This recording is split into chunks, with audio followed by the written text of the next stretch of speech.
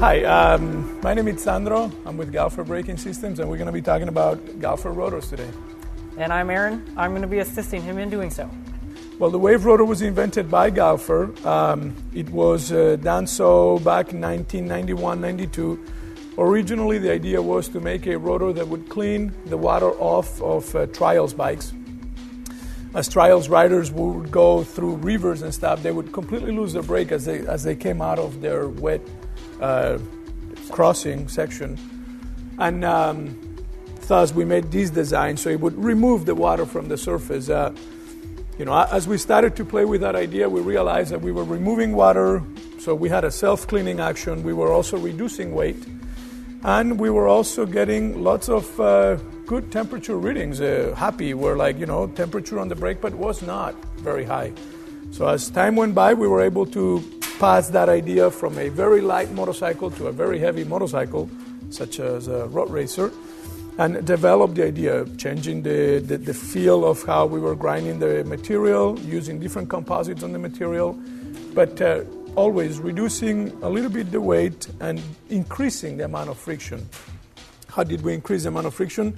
Well, if you look at the wave design, we have empty spots right through where the brake pad would travel. So as the brake pad travels through here, the brake pad is finding an area where the brake pad is being contacted by the rotor and an area where the brake pad is not being contacted by the rotor.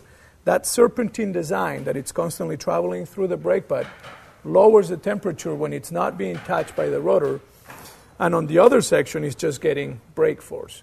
So as you go, if you do that at a very high RPM, what you're having is that the brake pad can release all its gases.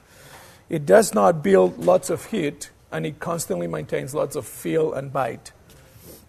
All Galfer rotors are made out of a proprietary 420 stainless steel material. It has 8 grades of carbon. It's a material that has been developed and designed over the years throughout the Galfer rotor family. We've been making rotors since 1991, and the material that we have, it's very specific to our applications. From that point, all of our rotors are laser cut.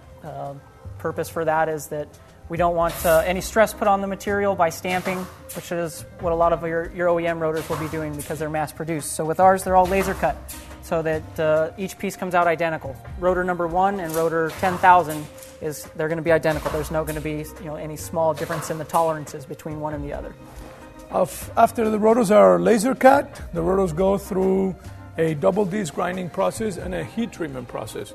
Every rotor has a heat treatment process based on its thickness and the application. So for example, a rotor for off-road, like this one right here, that it's very thin, it's about 3.5 millimeter thick, will have a certain heat treatment process. And a rotor like this one, for example, like the one that we had been running last year in some of the